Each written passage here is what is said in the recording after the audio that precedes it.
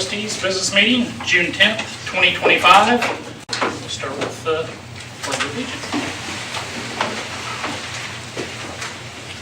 I pledge allegiance to the flag of the United States of America and to the republic for which it stands, one nation, under God, indivisible, with liberty and justice for all.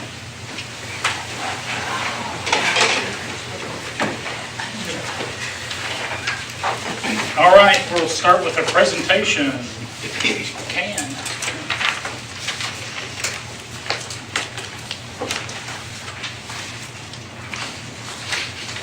We got a last minute assignment for the for the presentation.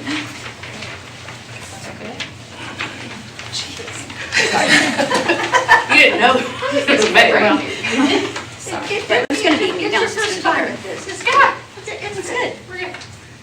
So thank you, board and cabinet, for letting us present.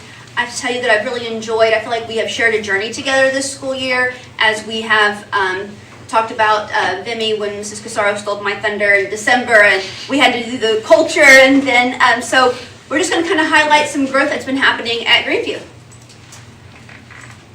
So although we can't quite release our 2025 results, this is a snapshot of 2024, and although we had been talking about change for a long time, this is the starting point where my teachers were just collectively together and saying, we're working so hard, what can we do next? And that's when we had the opportunity. So through there, you'll see in July, I think we can release those, that you'll see some cohorts now scoring 20% or above in state average. So that's just, this was our need for change. As educators, we're called to be change agents, and this was the launch. So just to recap, this is our growth. So Fayette County has a goal that 80% of all of our students will meet their growth goal. And so if you look at this, you're going to see that we had 5 out of 7 cohorts meet their growth goal. As compared to the spring before, we had 1 out of 7 cohorts meet the 80% growth goal. And a huge shout out to my 6th grade. If you look at that, I think in 21 years I've never been able to put that number in data. So like huge shout out to Mrs. Siggers, Mrs. Jurgensen, and that whole cohort of students. Fantastic. So here it is for on-RIT. So we are also measuring in Fayette County the on-RIT. So on-RIT just means that it's the same goal. So we're going at 88%, and you'll see learning is a journey. So we are we have some work to do, but if you see the growth across the board from fall to spring of how many students landed on RIT, that's a national norm. So we have 88% there, those 6th graders again, and then just some huge growth happening across all of those. So this is, I wanted to highlight a couple of cohorts because we talked about 6th grade. So we keep a special eye on this class of 2033. I know that's crazy. We keep a special eye on this group. So this group is my first group. They were kindergartners when I got to Greenview. So this is my first group. So if you remember, we really wouldn't call them COVID babies because they came back to, they started school on time. But you know, it was a wonky year. It was our first year together. Then they had their 1st grade year, and it was a typical school year. And then 2nd and 3rd grade has been a rough year for this cohort. We had, in 2nd grade, we had a brand new staff member who spent 1 year in education and was out. And then in 3rd grade, we had a mid-year change in staffing. And then even in 4th grade, they've had now a maternity leave. So we keep a close eye on this group. They really had some obstacles in their learning, so we keep an eye on their growth. So if you just see, they've been able to rebound that growth. And we're really excited for that group. Go back one. How do I do that? And then, whoa. And then finally, I don't want to leave 5th grade out. So in my 5th grade, our special education teacher does what we call in the push-in model. So she teaches with the general ed teacher. So the average gain of special ed students, identified students in that cohort is 19 points. And that doesn't sound like a lot, but if you look at the bottom there, it was enough to push. We have 5 students in that cohort. If you're going to see, that was enough to push 2 new students into proficiency on iLearn. So we had 60% or 3 out of 5 passed math I learned in the special education in 5th grade. We were super proud of that. And 2 of those were for the first time. 1 student out of those 5 had passed in the past, but we're really excited for those other 2 were able to push themselves into proficiency. So we're really excited about that. So just highlighting some cohorts and some special slices of the pie. And this year, Grandview was able to, we have Abby Pankey on staff. She is our interventionist, and she's just going to talk to you about some highlights happening in her room. So this was the first year for intervention. This was our pilot year in the corporation. I was one of the interventionists. Brittany Morgan was the other one. The mouse wizard over there. So we kind of had to come up with it from the ground up. So when we are talking about kiddos that are in intervention in Fayette County, we are looking at kiddos who fall between the 25th and 40th percentile on NWA. So when you're looking at 20 and below, those are our kiddos who are in RTI. They're receiving extreme help. But we're working with those kiddos that are right above that. We don't want them falling into that 20th and lower. So our goal was to get those bubble kiddos, is what we typically call them, and push them up to help close those gaps. So we looked at 20th to 40th percentiles on NWA, but then we also looked at 1,000 different data points. We looked at classroom assessments, I read, I learn, historical data from the previous year, and then always teacher input. How many kiddos did I see this year? So beginning of the year, I worked with 55 kiddos a day. Middle of the year, I had 79 a day. And then at the end of the year, I had 71. 84 kids and this is kindergarten through 4th grade. 84 of them were in intervention at some point during the school year out of our 284, I believe. And 25 of these kiddos were seeing me for reading and math both. So how many kiddos is that when we're talking about the whole school? So for kindergarten through 6th grade, so our entire population, that's 29% of our students. When we're just talking about kindergarten through 4th grade, because I only saw kindergarten through 4th grade, that is 38% of those students. And then these are just some different highlights. Again, remember when we're talking about this, these are the 25th to 40th percentile kids. So kind of keep that in mind as we're going through these different points. Kindergarten, 100% of those students that were with me met their RIT for math on NWA. The average was 84%, so fantastic. 100% met their growth goal, and the cohort was 68%. 1st grade. Can I interrupt real quick? Yes. Can you tell everybody what RIT is and RTI? Yeah. Just for people who don't know the acronyms yet. Yes. So it's response to intervention. So those are our kiddos who are, like I said, that 20th percentile and lower. And those are our kiddos who we are either trying to, like they are severely low kiddos, or they might end up going to the SPED route. So there are kiddos that we're watching for that. Does that answer that question? No, I just wanted you to give like what RTI is, response to intervention, and RIT. Yeah. And what RIT RIT is refers just to. your NWA RIT score. That's the score that you want them to get on. It's just called a RIT score. Okay, So that's that national norm. Yeah. thank you.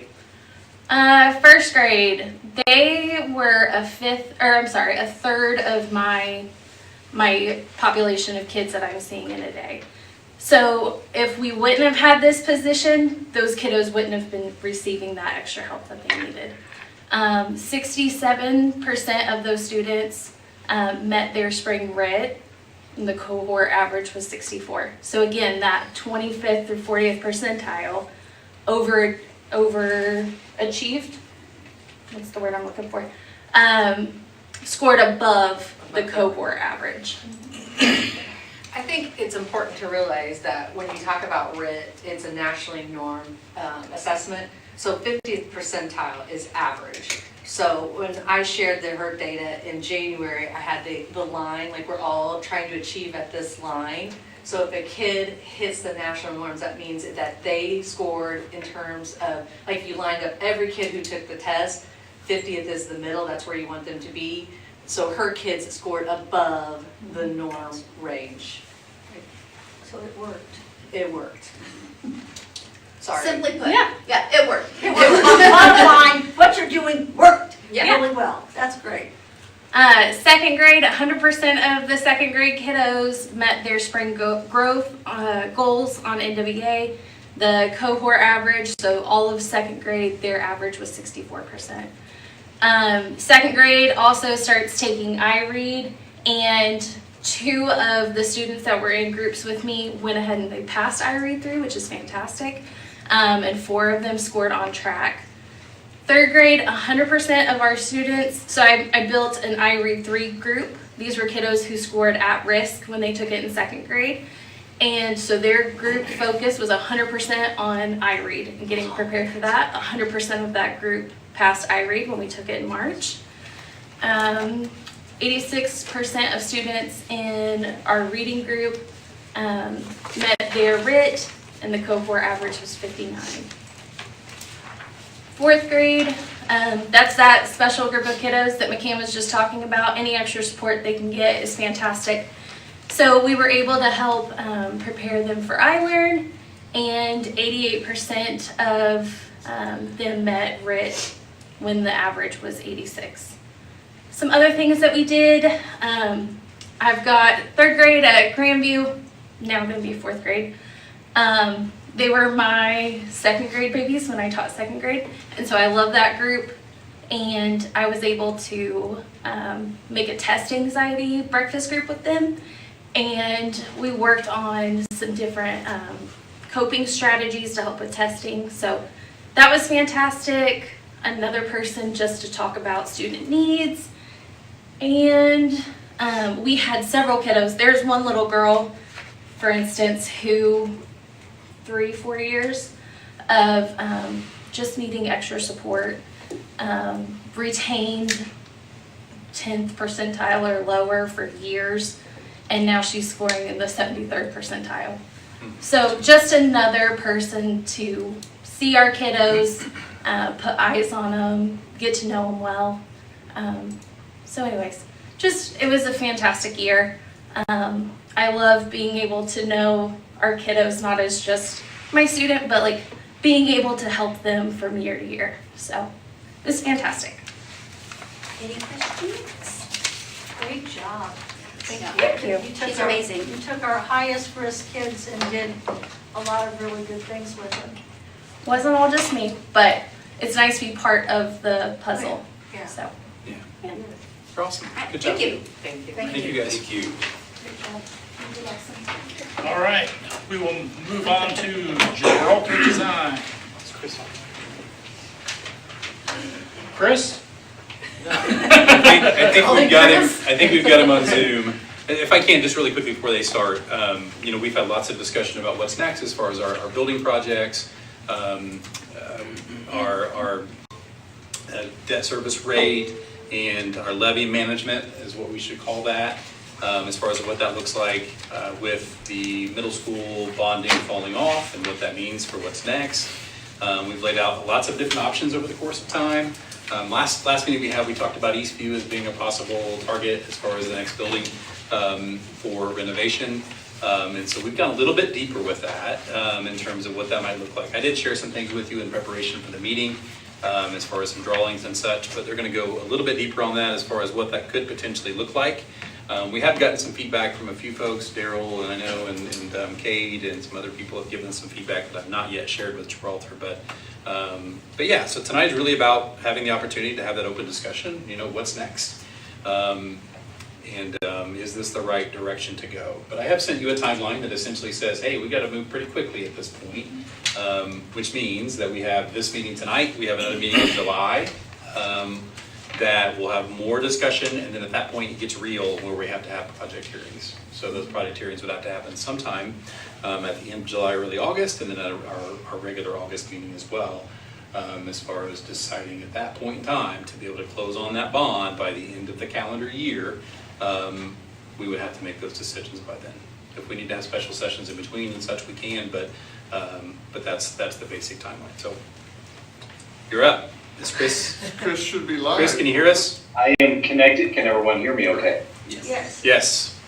Okay, thank you for that introduction, Superintendent Duncan. Thank you to the Board of Trustees for allowing me to join virtually. And Victor, thank you for being in person. And finally, Grandview Elementary team, thank you for sharing the great work that you were doing. I appreciated hearing that.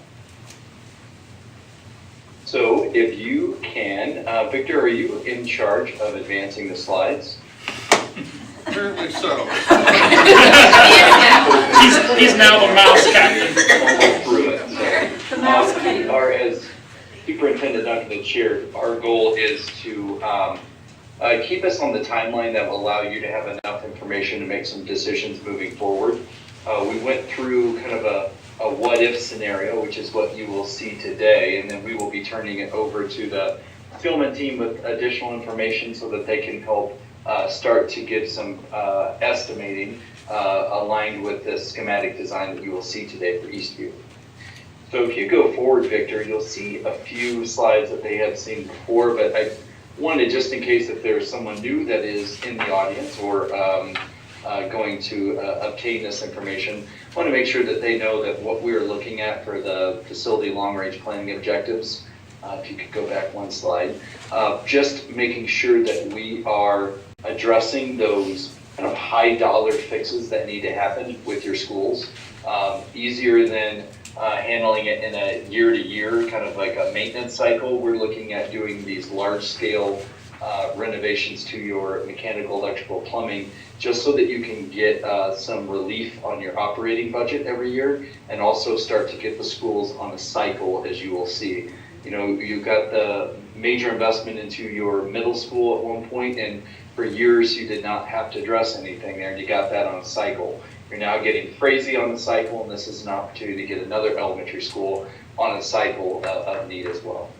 If you go to the next slide, this is just a placeholder to show where we started our work in 2022. And when I'm done, I'll probably, with Fayette on this, I will likely be 50. So I'm going to stay the long haul with you guys. Let's go to the next slide. And this is what Superintendent Duncan had mentioned a little bit before. July 8th, we plan on bringing estimate updates for Eastview, and that keeps you on track with information to feel comfortable by August 5th or for a first project hearing, and then August 12th for that second one. If you go to, we can probably advance through the next few slides. They are just historical information that we have shared at numerous board meetings and what we're trying to address at the elementary level, what we're addressing at Frazee. And then now we're jumping into an elementary feasibility study option for Eastview. Like I said earlier, it's the what if. And Eastview is a nice location in your district for a district special ed programming. So you think of, you know, every school has special ed programming that supports students, but to identify a space that is strategically located within the district that could service as a special program place, Eastview fits that. It currently has it, but we also know that they are out of space. And I remember through my early conversations with principals and walkthroughs and then staff input, they were using every square inch of that building for educational programming. And I might add, very, very creative solutions on how they were using their spaces. So we started with this, and it was identifying what is some the programming needs in this building. And you know, currently 330 is that if we were to create a designated space for a life skills program, that would then free up some classroom space that would allow some opportunity for growing Eastview if needed in the future. And looking at those programs, you can kind of see them listed here and getting everything to a place that we feel like would serve your school system for decades to come. If we go to the next slide, this is just a site plan. I think everyone's familiar with the topography of this building. It's probably a pretty cool sledding hill on the back edge for people in the neighborhood at times of the year, but not the best when you're trying to figure out how can you get more cars on the campus. And so we looked at some opportunities for maximizing, and I have actually been there for arrival and dismissal, and I can tell you, not this year, but I have in the past, I can tell you that they run it very efficiently, but there's no option but to impact kind of the neighborhood as kind of spilling out into those streets. And so when we look at the side of the property closest to McCann Street, you will see that we are proposing, and this is just a what-if scenario, if you were to do additional parking there, it would allow you to get some more parent queuing. And by our estimates, you could get 88 cars on your site by snaking them through, doing a double-loaded line, almost like you're going through a car wash, but to get as many cars off the street as you possibly can. And then separating, as you can see, where you're currently servicing your buses, bus in and bus out. And you can see where we're proposing a new addition to Eastview that would allow for a life skills designated, I would say, a pod. And as you see in the next slide, you can see how it's kind of intentionally meant to be there. And then also, if we go into that new area, that new, it's hatched in that red line to show you a new addition. But the nice thing about when you intentionally build a space like this, it's new square footage, so a little bit cheaper than a renovation, but you can get it right sized to what you need for now and in the future. And so there's some economies of sharing some of those spaces that are all designated to be down there in that life skills pod area, including spaces for a intentional workroom, sensory space, student restrooms inside each of those spaces, and then also an opportunity for laundry facilities. Now, if you are an Eastview teacher and you're looking at this floor plan, I don't want you to get stuck on the floor plan. It is more of, let's make sure that we're accounting for all the spaces that we need at Eastview Elementary. So it's not saying that is where fourth grade's going to be. Don't start picking out classrooms. This is just a what if scenario. It's just for us making sure that are we accounting for everything that we needed to in this program. This might not be the long-term destination, and if you see from this, you get the kindergarten, you get the 2 sections that you need at each grade level, all the way up to 6th grade. But this also, because you're moving life skills into their own pod area, what it will allow is it frees up that space to give you some flex classrooms. I think we all know that every once in a while you're going to get a bubble group, and that 2nd grade group is going to need 3 sections, or that kindergarten group is going to need 3 sections. It happens. But they have the flex spaces to be able to grow with that and accommodate and not sacrifice programming spaces that you currently have is the key of what we were trying to get out of this. And then, those are the new things that we're mentioning, but everything else from, updating mechanical, electrical, plumbing, renovating the restrooms for ADA compliance and better efficiency, similar to what we're doing at Frazee. And then as you replacing identified finish needs throughout the building to be strategic with that, the district life skill program, and then again, trying to give some possible solutions for us to react from for that site circulation improvements. I'm going to pause to see if there's any questions or comments. Thank you, Chris. Yeah, what questions do you guys have as a group? I do want to say that just for context, that the Life Skills program already is located in Eastview at that building. If you look at the top 2 buildings there on the west side of the building that are orange, those 2 currently are Life Skills classrooms, as well as one of the 2 classrooms that are furthest to the north, which would be to your right as you look at the picture. And so we do see an increasing severe special ed numbers, and so we do anticipate the need for an additional classroom there coming. We're adding another developmental preschool classroom next year at Little Spartan Preschool, and so that will help with that as well. But what questions do you have in regards to this design? One of the things I'll just mention was you'll see outside of the area here, this is in very close proximity to a road. That's one of the questions that we worked through with Daryl and with Kate, and we're talking our way through. This solution does have an enclosure there similar to what we have at Little Spartans, right? That would be a second barrier if you would have someone that would elope or a child that would try to get away, which sometimes happens, right? And so you've got that as a second barrier, if you will, in that circumstance. You know, one of the things that Daryl and Kate and Todd Lee had talked about was the possibility, you know, could it be built on, could we do this addition somewhere on the west side of the building? Which we really haven't had discussion with these guys yet about whether that's even feasible with the drop in elevation and those types of things, and whether that's even a possibility.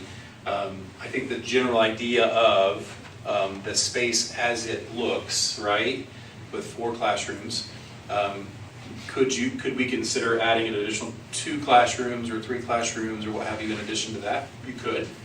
Where do you put it? That's the question, right? Building some capacity in that building, if we'd ever have a change in inventory in terms of our building structures. And so that could be a conversation as well. We would anticipate, this is a very flyover view, you know, we talked, I think the original number that we were given, you can please fix me on this if I'm wrong, for Eastview was somewhere in that $9 million range as far as. A little bit of like 7 million was kind of the baseline update, Frazee level Taking the benchmark Frazee cost. template, applying it to the Yes, Eastview sir. building was in that range. Obviously, this is gonna be more expensive, right? You're adding new square footage. And so, you know, this was gonna jump it to, you know, the 12, 13, 14. It's hard to tell at this point. We'll have numbers in We'll July. work on that here in the next couple of weeks. But it's certainly gonna jump that up a little bit. But I do feel like it's a need we need to fill. I do feel that way, so. Do those life skills rooms have bathrooms in? I didn't hear Chris Typically, said that. yeah, we do. They Some of need those to- smaller Yeah, that's a squares factor. are restrooms. That's a must. They're gonna have Yeah, that. all 4 would have their own restroom with changing tables, the ability to change children, things like that. What's the square in the middle above the 2? A sensory room. It's a sensory space, a Okay. shared space, Okay. yeah. You could do OTPT there, you could do lots of different things. So right now, we simply do not have the restroom facilities that we need in that space to handle those children. We have restrooms, but the majority of the restrooms are like classroom restrooms. Okay. And so when you have to have a child that has a changing table, that's where we run into a space issue. No, obviously, But, yeah. yes, I mean, we do have restrooms in some of those classrooms, but they're small. And so if there is a child who, whether they need catheterized or they need something that requires a changing table, and for the privacy of that child, it makes it challenging. Well, yeah, But you're right. yeah. One thing I will add, I don't know if Superintendent Duncan mentioned it earlier, but yes, those 2 classrooms that are now labeled music and art where they're currently functioning, but as the program has grown, there is that 3rd classroom, but it is around the corner in what you see as the kindergarten wing. And so being that separate from the, opportunities for washer and dryer, sensory space, having them all together is more of that long-term view.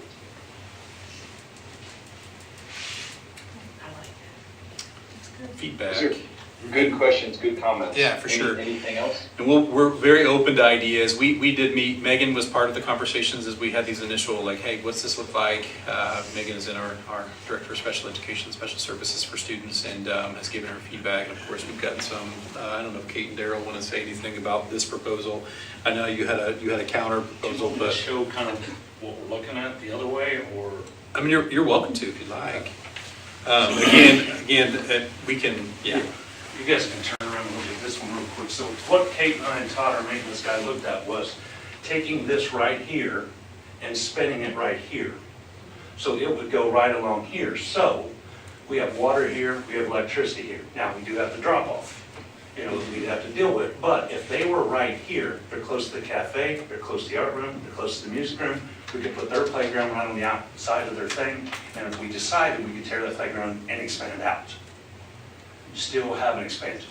The only bad thing here is there is a little barn right here, as you can see, we'd have to tear that down, which is a cement block building, but it would give this their own wing and their own area.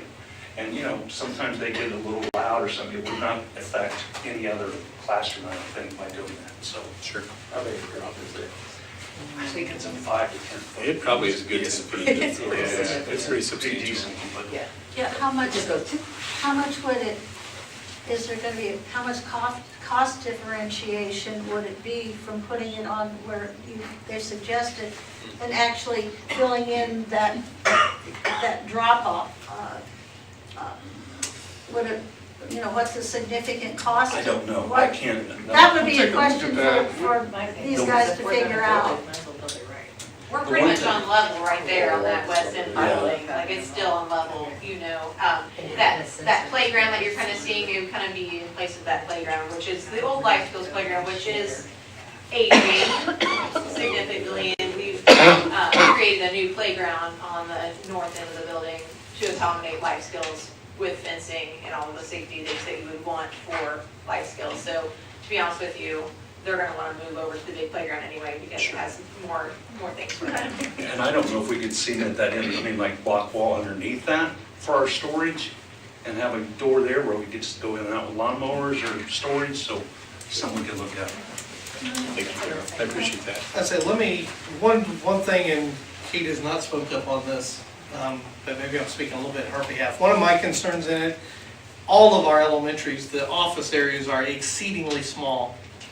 And if we put all of the needs within one building like this would do with all of our special ed needs at the elementary, I think there's going to be need for an assistant principal or some other administrative help other than just the principal. And I don't know where you put another office in the layout as it is. Obviously, as we plan it, we could do that, but I think there's some concern to me, maybe not anybody else, but we may need additional office space there somewhere.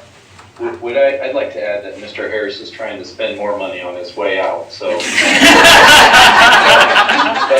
Mr. Harris, if you remember earlier in our conversations, the footprint for the Eastview Elementary office and the footprint for the Frazee Elementary office, we looked at early on, I think most of the people at this table, we looked at early on about expanding to the front and capturing some more space in there to get a designated conference room, Yes. and additional office space.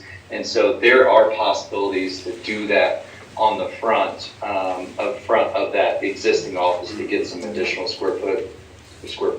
So that can be, you could probably do that almost for free? I'll leave that to Victor. One thing I'll add also to Daryl's comment, I appreciate his feedback as well. The new square footage, would be the same square footage no matter where we put it in the building. So, for us to move forward with estimating, if it does go into a different location that we determine would be better, this exercise gives us an idea of what the cost would be for that new. And we looked at renovating some existing square footage too, where that kindergarten wing is, about making that the life skills kind of pod area.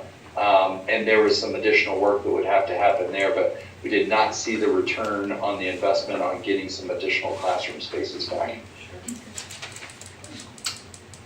I think if we move it to like where we were, we're going to be closer to water and we're going to be closer to electric, so we're going to be less in those two things. Yeah, we can certainly look at that and see if that's a viable option. I'm open to anything. I think the general, to Chris's point, I think the general idea that, hey, this is what the addition will look like, regardless of placement. And I don't know enough about roof lines and proximity to things like that, Daryl, to speak on that. I trust these guys to do that. But I think the general design of, hey, this is a good direction. Number one, is Eastview the right next school, right, to renovate? Is our life schools need big enough to be able to chase this, which I do believe it is as your superintendent? And is that the right place to put it? I guess we lean on Gibraltar a little bit there in terms of those questions that are really hard for me to even answer as your superintendent. So, but I do like the design. I think it meets a lot of need for us. Will be a great space for those children and the people serving them for years to come. I do think that moving that over there also puts them in proximity to those other, the cafe and the other needs there. Yeah, Sure. oh yeah. Yeah. rather than I think going that's a good thing, that rather than Yeah, up going and all down the the way halls. through, and- up and March down. in and. Yeah. Yeah, certainly if that's doable, yeah. They The only utilize thing those that we would spaces have to- often. I'm sorry. They utilize Please. art and music, they have specials, they can go to Right. their gen ed specials, they can go to life skills specials. They are in that hallway all the time, it's easy for them to get to the cafeteria, like, it makes more sense, you know, especially I think about like I learn testing and I read 3 testing, you know, like, it can be disruptive, absolutely, it's no fault to their own, you know, it is, and they do well in that space over here to the west of the building, so. It's a good thought, Kate, thank you. Also, if I remember from the tour, I think that music and art area, that was a soft wall in there, wasn't it? Is Before, would that be? Some of it was originally 2 classrooms, and then you subdivided it into Yeah. some smaller Right. spaces So like would that laundry. be So those would closed be back off? inexpensive to remove and return it to its original configuration. And Randy, you are correct, you know, it's a lot of staffing that comes with life skills, it is a lot of extra work. A lot of meetings and, you know, just extra accommodations that you are for life skills programming. Okay. Great discussions. You know, I like the idea, and we will look with our team about that alternate location suggestion. I know that one thing that Bill wanted to create kind of a separate, easy pull-up arrival dismissal for life skills students. So that was one of the reasons by finding that current location that you see, just knowing that some students need more time, they're not going to come in through the typical drop-off line. So those are things that we will look at. Any other conversations or discussions? Guys have anything else? And you can always throw us questions in the coming weeks. We have a month essentially before this will be put before you again. But between now and then, if you have thoughts and ideas as they draw this into life, if you will, please send them our way, and we'll keep digging in. And again, the plan would be to bring this back to you in the month of July with some numbers that would say this is what we anticipate this to cost. Of course, we know that isn't always the case because, as was with Frazee, numbers came in higher, right? And so we had to just go with the base bid, and so didn't get to take any alternates on. But if you remember correctly, we're taking the approach at this point that we're gonna have a project that's open to that petition remonstrance process. I don't think we can get anything done that we need to get done really if we're staying underneath that 6.4, whatever that number is, threshold. And so that's the sweet spot that we're going to be in for the project. Either way, even if we decide that special ed edition's not in the cards and we say we're just going to take Frazee's template and apply it to Eastview, we still are going to be above that number. So when they figure the west side design, are they gonna figure it with the holding room underneath for Daryl? I mean, if we're We can gonna certainly tear that look at building it. down, Yeah, I he's don't gonna have to know. put that stuff somewhere. Right. I mean, I don't know what they put in the barn, but you're gonna be pouring it anyway, you probably pour some long, so you might as well. Well, just take it and maybe, go on. maybe Victor can answer this question. My question would be, I assume things we would put in that barn would be some of our mechanical stuff such as mowers and things like that, and possibly gasoline. And I don't know if building code would allow that or not as a storage facility. good question. I have no idea. Yeah, I think, anything's possible with enough time and money, so we can take a look at yeah, so we can take a look at that option, Chris. I think, that's, I anticipate we'll probably look at this kind of a menu and review that administration, and we'll decide what do we want base, and then we can consider some additional features, depending on your comfort level in the budget. Okay. Perfect. That's good, and Superintendent Duncan set up our next steps perfectly. And this was just that slide that we talked about, that long-range master plan, and if we go to the next steps after that, that's exactly what Superintendent Duncan just said. So our team will be working with Skillman to get some updated numbers. The one thing that Victor did guarantee is that it is higher than the last estimate based on we added that plot area. So that part we do know, but it'll be nice to make some decisions when you have some numbers in front of you. So that's what you can expect at that July meeting when we come back and continue the conversation. Thank you to the team that helped us kind of review this, and we'll keep doing that as we move forward. Okay. Thank you, John. Thank you, guys. Thank you. Thank you, Chris. My pleasure. Thank you again for allowing me to join virtually. On July 8th, I'll be there fresh. Thank you. Thank you very much. All right, moving along. Motion to approve the agenda as submitted. That's so moved. I'll second that. For a second. I'm totally lost here. All those in favor? Opposed?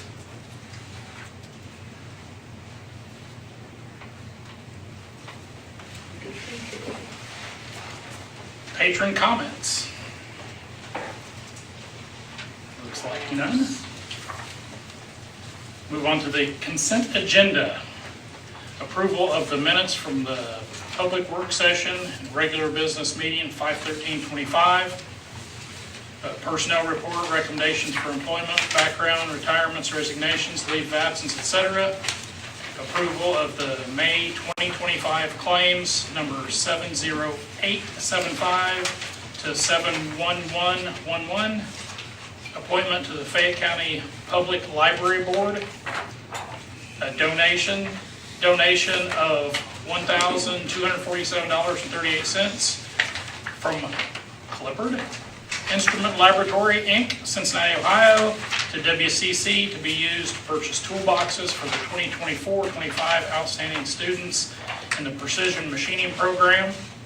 A donation of $500 from Dot Foods, and a donation of $1,000 from the Fayette Community Foundation to CHS to be used for Spartan Service Day for the 2025-26 school year. A grant in the amount of $900 from Union Savings and Loan Association to Eastview to be used for life skills supplies. You have a motion. I'll make that motion. I'll second. Leslie, and second. All those in favor? Opposed? Sorry, I was in favor, sorry. Slightly delayed. Yeah, okay. I assumed that you were, since you actually made the.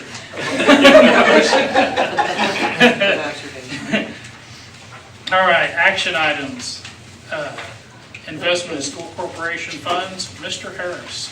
Okay, first item that I have is, we do this annually as required by law, but attached to my request is a resolution which allows us to, I'll just say, shop for quotes on the use of public funds to get the best rates that we can. So we have approximately $9 million in certificates of deposits that are out there.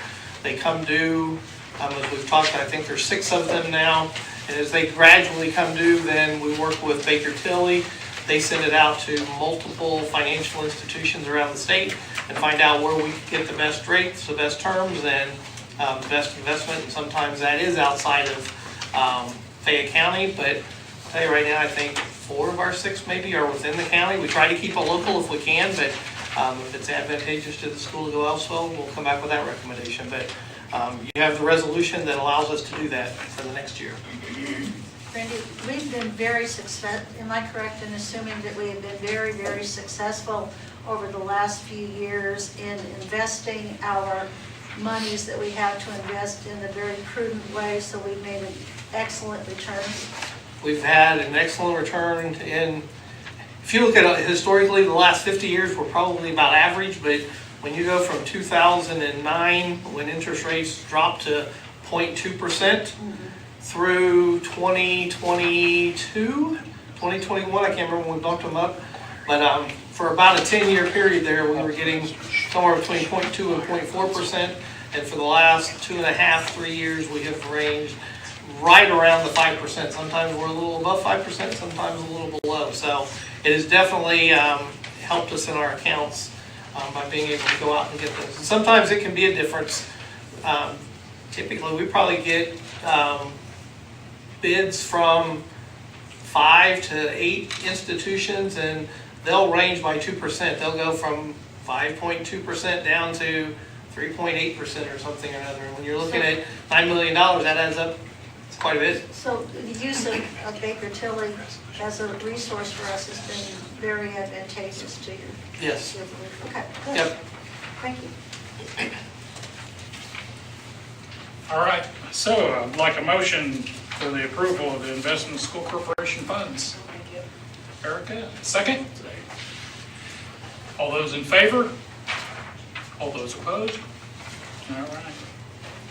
We'll move on to approval of administrative contract extensions. Mr. Harris. In front of you, you have my recommendations for extension of administrative contracts through June 30th of 2027. 2-year, really it's a 1-year extension. All of these contracts already go for the next year. This extends them out one more time. I want to just kind of make note of a couple things you don't see here. You do not see me because I will no longer be here. You do not see the new principal at Frazee or at Everton because they're in the audience, I think both of them. But we hired them under separate contracts and they were here. I'm going to kind of make an introduction. Maybe I'm jumping a little bit, but I think he's introduced himself around. But the much improved Andy Stover is also in the audience, and you don't see his on there either because he was just hired here 2 months ago, I think. So he's here for his viewing first board meeting, and then he'll be on board coming up here in about a month and a half. So you don't see those changes on there, but you do see the rest of the administrators. So I'm recommending the extension of those contracts. And if I can add to that just really quickly, this is common practice that administrators work on a 2-year contract. We replace essentially the old 2-year contract with a new 2-year contract as long as their evaluations are good. I will tell you, I have 100% confidence in our administrative team, the work that they do. We are really, really lucky to have the people that we have working in our buildings and leadership. They are people that give far more time than they need to the kids that we serve. I don't mean that in a bad way, but they are workers. And I have 100% confidence in the group that I'm putting before you for contract extension, essentially. So.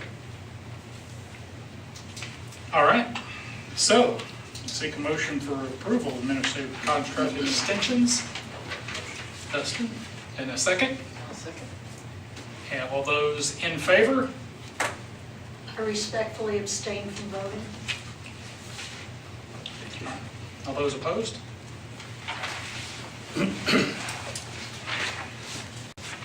Approval of administrative title change. Mr. Harris. This is another one, and he's in the back of the room. I can't see him, he's hiding behind Easton back there. But when Mr. Havlicek came to us 2.5 years ago? 3.5? Gosh, time flies when we're having fun. But he came to us without his administrator's license, knowing that part of the expectation was that he was going to work on those during that time period. He has received his principal's license, and because of that, I'm recommending that his title be changed from Dean/Assistant Athletic Director to be called Assistant Principal/Assistant Athletic Director. All right. Congratulations, David. Thanks for your hard work. Thanks for finishing your admin license. I know that was a struggle with all that you had coming across your desk over the last few years with running athletics and being a student. Thank you. You did a great job. Glad you finished it finally. That's great. All right. I have a motion to approve the administrative title change. Very good. Second? All right. All those in favor? Those opposed? All right. Approval of Vimy Math. Mr. Duncan. Yeah, thank you so much. You see before you my recommendation to adopt Vimy Math as a math curriculum in grades K through 8. I will just say, and there's a lot of information here that I put forward for you in terms of the program. I've also given you a lot of data that shows the growth that our kiddos have seen at Grandview. Obviously, Mrs. McCann shared some of that with you today. Some of it she could not share because it's still embargoed. I did send that to you, just so you know, Mrs. McCann. They've seen the iLearn data and the growth there as well. Can't be shared publicly yet, so we couldn't put it on the screen today. But But I'm very comfortable with the program, very comfortable with the process. Mrs. Corsaro, the team put together to be able to make their recommendation. You see here, we have a large contingent of our administrative team here. I believe in support of the program, I believe. And so they're excited. I think Mrs. McCann said something that's really important during her presentation, is that our people were working really hard in her building, but weren't getting the results that they wanted. And that doesn't speak to the quality of education, doesn't certainly speak to the quality of the people in the classroom. Sometimes a shift in focus and programming makes a huge difference. And I'm not saying that's all of it, because the power of a teacher transcends a program, right? But I will tell you, the change in culture in the building in Grandview in terms of the culture of mathematics achievement, kids believing they could do it, like doing hard things, it's rigorous, and it is. Like there's a lot that's expected, and it's an adjustment. It is. It's an adjustment, but it's good. I don't know if any of the admin team want to speak on this at all. You're welcome to. You don't have to, but you certainly can. I just want to say, I did wait. We paused at Fayette Central because we wanted to see the growth. I just wanted to do the due diligence, and we are excited to see the growth that Grandview produced in the NWA. And so we're excited to go as a staff as well. And I know we were kind of the ones waiting, but I wanted to see that growth to make sure that it was something. I just didn't want to jump. And all of our teachers went over to see it. So I'm excited for that. And I hope that you trust our leadership that we'll make this program work for the kids. And follow McCann. Let her help us. I think what's important to know is that the great thing about VMI is how you decide to celebrate it and those types of things, those are all building level. So like, that's the great thing about this is you can make it look like yours. Everything that we do to celebrate kids, that was just brainstorming from a team. So there is that, so there's some opportunity there for every building to take on their own personality and celebrate their kids in a way that speaks to their building. I think that's the beautiful thing about VMI is because it has that process. It expects that process to celebrate kids, but you do it however you want to do it. So I think that's really powerful. And Mr. Duncan could have said it better, is that kids in our building believe that they can do hard things, and there's nothing more powerful than that. I do have transparently experience with VMI in a couple previous districts, and I've seen similar transition to a culture of achievement that really goes into places that's exciting for kids, and so I don't have reservations about putting it before you, but I understand that there were some questions, and so if you have those, feel free to ask. Now is the time. And we've got some folks here that are probably willing to help answer too. So. Was this taken in front of the committee that we have? We just redid the policy and it says there's a curriculum committee. My understanding is it didn't go in front of this committee? Well, the curriculum committee dissolved in 2011 as a statute. Yeah. So, but in order to make sure that we had complete buy-in, because if you work with VMI Math, the first thing that the owner will say is if you are not committed to it, they won't even take you on as a pilot. And so kudos to Grandview because Jeremy brought this information to me like a week before school started. I researched it, I talked to Tammy, McCann had been pressing to do something different. We had talked about everyday math, but it was not something that they were willing to pilot with us, and it was extremely expensive. So when Jeremy introduced VMI, we were like, hey, let's try this. This is a win-win for both of us. The curriculum committee in the past was used to develop new courses and approve new courses. We had more buy-in with VMI Math because we asked that every teacher and every admin go and physically view it and watch it in practice. After they watched it in practice, then we had building level discussions and grade level discussions. The thing about grade level discussions is sometimes there are people who are stronger, whether they're veteran teachers in terms of having more opinions than maybe some of our newer teachers. So we as admin felt like it was in the best interest of all of our buildings that they could have those private conversations, they could look at the data, they could talk about what they saw. Then they came back with some questions. So then I arranged for Tammy to come, who's the owner of MEMAT, and meet with the admin team to answer those questions, because I obviously can't answer those questions. I didn't write the curriculum. I have not taught them MEMAT. I'm just looking strictly at the data and what I see is in practice at Grandview. After that, then we made a decision from building to building. I heard from all buildings within a week, except for Fayette Central, and in their defense, it was not that they weren't willing to go to it. They have good student achievement, and they wanted to make sure before they jumped on something new, they were going to continue to see the achievement that they get. Which, again, I mean, that's what good educators do, is you look at things, you research them, you make sure it's what's best for kids.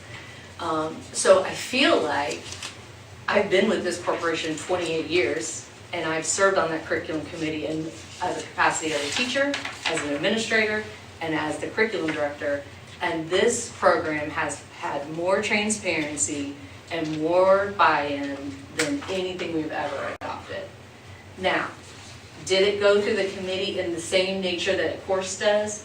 No, it actually went through everyone instead of just 4 elementary teachers. Because the curriculum committee consists of WCC teachers, it consists of high school teachers, it consists of middle school, and it's in elementary, and there are very few teachers, it's like 14 people total, and the union selects who represents the teachers union, and then we have administrators and parents that represent us at the administrative side. So we did definitely do it differently, but once that statute was removed in 2011, it gave us that flexibility to do it that way. But it wasn't because we were trying not to do it, it was because we felt like if this was something that we were going to change to, it needed to be the right thing. And I'll sit here and you can ask any administrator, I have not wanted to change because I am very science driven, and when you start messing with the variables, you can't determine whether or not it's the curriculum, it's the delivery of the instruction, or it's how the kids are responding. So I have been holding back on making any changes in any of our curriculum until we had good 3 to 4 years of data to say whether or not something was effective. And then we had COVID, so we have moved slow, but I can honestly say that in the 28 years that I have been here, this is the most transparent, and this is the first time all teachers have had an opportunity to actually go and visit the classrooms and see it in action. It used to just be, we had each school do a different pilot, they presented at the curriculum meeting, and we took a vote. And sometimes the program that had the most stuff seemed to always surface, because teachers love stuff. That's just how we are as educators, we love stuff. And sometimes we picked well, and sometimes we didn't. And so by using the data and having this year-long pilot and having more buy-in, I really feel confident in moving forward with the MEMAT. Does that answer your question? It does. My only concern with it is that, we just redid the policy. Right. I understand they dropped it, but we didn't. We still have it. And that's fair. And I think it's great that you took it all up. I do. But I still think it should have went through the committee. That we still have a policy that says it goes through this committee. Yeah. Did you feel the same way? I don't remember if it was last month or the month before, you brought curriculum to us. Did you think about that at that time?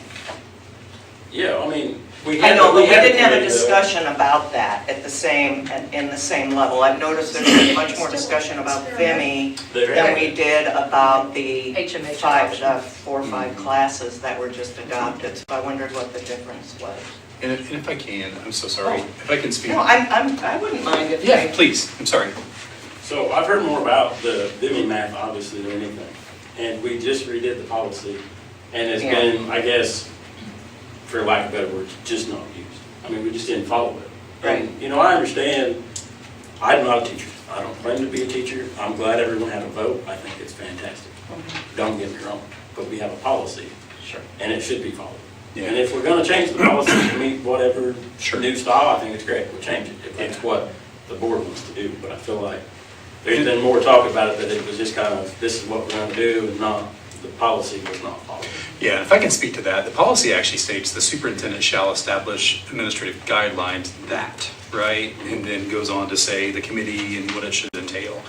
So the not following the policy is the fact that the administrative guidelines is not correct. Does that make sense? Because the policy clearly states the purview is on the superintendent to establish the policy, or the procedure, excuse me, for the adoption of curriculum materials, right? It's within the administrative purview of the superintendent to establish that process. So the policy really doesn't establish the process. It just says the superintendent should, here's what it should include.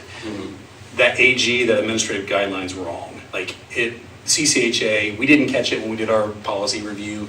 It's a matter of semantics that we just didn't catch. So the administrative guideline that was written by CCHA that says, here's how the administration of this works. Here's how the superintendent develops the process of curriculum material adoption, right? That doesn't align with the policy that you're stating. So the issue with policy is not with the process that Kim used for this all to happen. It's that my administrative guideline that's under my purview as a superintendent doesn't include what the policy said it should include. That's on me, right? So I take responsibility for that. I just want to make sure we're all on the same page. So either I need to change the administrative guideline, right, to say that we have a process that will include a committee and parents, which honestly, like, I have split feelings on that. It's not that I want to leave people out. To your point, like, we have people in the room that are administrators who've gone to school for a long time, who've worked really hard to get to where they are, and they just know the game, right? And we have teachers, the same thing. They're in the classroom every single day. And so I've said it before, a committee usually has, like, one person from the Career Center. Like, I wouldn't want my Career Center teacher, as much as I love them, choosing my elementary reading curriculum. No different than I would want my elementary reading teacher choosing my diesel mechanic curriculum. Like, it just, so we have to be careful not to put ourselves in a box that we have to work within, because I'll just be honest, and for districts I've been in the past, they check the box of having a parent on the committee by saying, hey, here's the book we're adopting, fill out this form and give it back to us. That's not productive. No. And so I feel very confident that the process that Mrs. Casaro has used to vet the program has included the necessary people of parents and teachers and administrators and all of those people. We can deal with the semantics of the policy if we need to. We can do it tonight. Like, if we want to revise that board policy to remove that language about parental involvement, we can absolutely do that. In fact, you can waive the second reading of it and you can adopt it tonight if you want to. Like, you can do that. You're the board. Like, you run the district that way. But I don't want to miss an opportunity that I think is good for kids. And I don't want to disrespect the work that Grandview and their teachers have done, nor the work that the rest of the administrative team has done to vet the program because of the semantics of policy. Does that make sense? Oh, I understand. So they're here, so obviously they believe in it. Yeah. And I'm not disputing that one bit. Right. It's nothing to do with math, it's nothing to do with it. They've done a great job. Yeah. I just want to make sure that Yeah. we're going to follow the policy. Absolutely, we're doing. 100%. If we're not going to follow the policy, then why are we even? I'm with you 100%. And I don't disagree with that. In fact, that's why we're redoing all our policies, because our policies did not fit a lot of what we were doing. We just About did. 30 days And- ago. And I'm on the policy committee with Sasha, and I remember specifically looking at that policy, and I was not aware of the statutory change because that happened after I was involved with all that kind of stuff, because I was in multiple curriculum change committees over my 30-year tenure in the school corporation. And I just looked at that and I said, oh gee, this is what we already do. We already have these procedures in place that grade level teachers, and it's a pain to do. It is an awful lot of work, okay? It is an awful lot of work to do. But we already have these procedures. I was not aware that we did not have those similar kinds of procedures. And I just assumed that that's what we did, and that was wrong on my part. I should have known better. But that was something that was incredibly important to me, that all the people, all the stakeholders involved in this process, and this is a quantum leap as far as math instruction is concerned, and I'm not a math person, and the people at Grandview, bravo, this is fantastic. You did a super, super, super good job with a very small group of people, and the statistics are great. You have done a fantastic job. But the process that is set out in our policy that we adopted And maybe I should have looked at it, I will admit, mea culpa, maybe I should have done my homework and looked at it better, but it just was not followed. And I think that those kinds of things are good safeguards for everybody involved in the educational process. They are not fun to do, but when you come to those conclusions after having so many people give substantive input. I remember writing those reports. They were long. We had data. We had stuff from everybody that could be documented. So here, this is what we've done. And I don't know if that documentation has been done. If it has, fine. I think we would like to see it, to see if the policy has been done. But it's just, it's a process policy. It's not a curriculum policy. If I can ask, is anyone willing to speak to like your process at the building level? Because the reality of it is, a committee doesn't bring everybody to the table either, right? It doesn't. I mean, it's honestly a much smaller group of people that should, in a sense, be speaking as a representative of those that are behind them, right? We know that, but a committee is a pretty small subsection, right? And so, in some ways, that process is more exclusionary than what the process is. I'm curious from the building level, like Brian, like what kind of conversations did you have at the building level? Anybody can speak to that in terms of. We adopted our new English curriculum for this year, and Yeah. it was, done amongst those people. Tricia's kind of the one that heads all that up, and she brings people into the loop, and then they can vote yes or no on those types of things. Gotcha. But mostly just our teachers were part of that I'm aware of it, or probably some other folks as well. Gotcha. How about conversations about VIMI this year, like at the building level? Because I know obviously we had a lot at the district level. When we started the process, when I got the phone call, like I put together just representatives of Grandview, and we met with her first. It was not a McCann decision to do it. Like I had a variety of people new to Grandview. I had old guard from Grandview. I had special ed come with me. I had primary, I had intermediate. Like I tried to pull representation from all walks that happen within the same walls at Grandview. And then once we heard Tammy speak, then that team had a conversation whether they thought we should move forward or not. And that's where that launched from. That decision didn't happen for me. That Sure. decision happened for groups that represented a little bit of everybody. And I had a parent that's a parent teacher on it, special ed, primary, intermediate, old, new. So that's the process. And you had some folks who visited other schools too, right? Yeah. I think all of your staff that were using it visited different schools that were using the program. Yeah. So I guess I say that to say, to Kim's point, like the scope was way wider than just a committee at a table, right? So. And I have not had one person, I don't know, administrators, I can't say that. I know there was one person that had some questions about it, but they were actually a high school teacher, and we did address that. But in terms of an elementary or middle school teacher, Trish and I did not receive any negative feedback from anyone. And I don't know, as administrators, did any of you have anyone come to you and say, we absolutely do not want to do this? No, but I vetted all of our staff, and I think the important thing to think about is culture of change, leading in that culture of change. And our achievement is, it's at state level or above, and so why change what you're doing? And so that our conversation wrapped around, we don't want to be different than anyone else. We are going to, if this is showing the results that it's showing, we need to be collective with everyone else and do the right thing by kids. Now, is everyone going to be on board? No, but I have never had someone come to me and say, I'm absolutely not doing that. But I think there are going to be questions, because if you have a 75% pass rate, and even with growth, there's another percent pass rate that's 40, 50 points below you, like, why would I change what I'm doing? But again, if you have that mindset, you are not growing as an educator. So you have to make sure that you are looking at what's around you. I think the culture, the math culture, is the important thing to think about. What you monitor grows.